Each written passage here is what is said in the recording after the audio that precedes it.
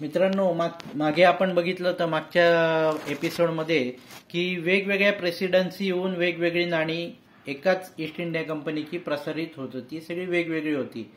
मात्र नंतर जवळजवळ संपूर्ण भारत इंग्रजांच्या ताब्यात आला.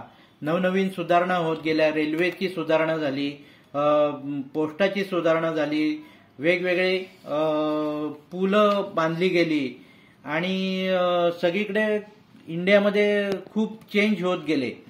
As a result the condition in India rapidly change. Indian got impression that British people were extraordinary ability. In the old days, each state has its own coinage. म्हणजे वेगवेगळ्या ठिकाणचे संस्थान असतील त्यांची वेगवेगळी कॉइन होते. त्यानंतर प्रेसिडेन्सीची वेगवेगळे कॉइन्स होते. Dalhousie stop this and introduce a uniform currency over the whole country. The rupee become the standard coin. म्हणजे काय झालं की भारतामध्ये वेगवेगळ्या प्रकारची वेगवेगळ्या ठिकाणाहून नाणी तयार केली जायची आणि डलहौसीने हे स्टॉप केली नाणी आणि नवीन प्रकारची नाणी सुरू केली. तर आपल्याला आता जो रुपया दिसतोय तो ईस्ट इंडिया कंपनीचा रुपया आहे.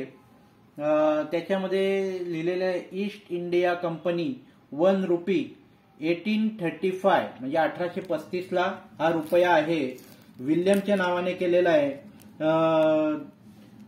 William fourth, king William fourth was the king of United Kingdom of Great Britain and Ireland and king of Hanover from 26 June 1830 until his death 1837. 1830 ते 1837 यामध्ये या राजा होता विल्यम. त्याच्या नावाने हे रुपया काढले गेले आणि संपूर्ण भारतामध्ये एकाच प्रकारची नाणी सुरू झाली. जी वेगवेगळ्या प्रकारची होती ती आता एकाच प्रकारची नाणी सुरू झाली. 1835 सालामधला हा रुपया आहे ईस्ट इंडिया कंपनीचा. आणि ही सुट्टी जी नाणी आहे, पाव आणा असेल, अर्धा आणा असेल, 1 आणा असेल, याशी वेगवेगळ्या प्रकारची नाणी आता आपण पाहत आहोत.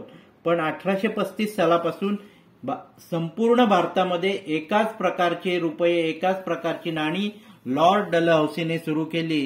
ही आपल्या संग्रहामध्ये आहेत. एकाच प्रकारची नाणी ईस्ट इंडिया कंपनीची विल्यम फोर्थ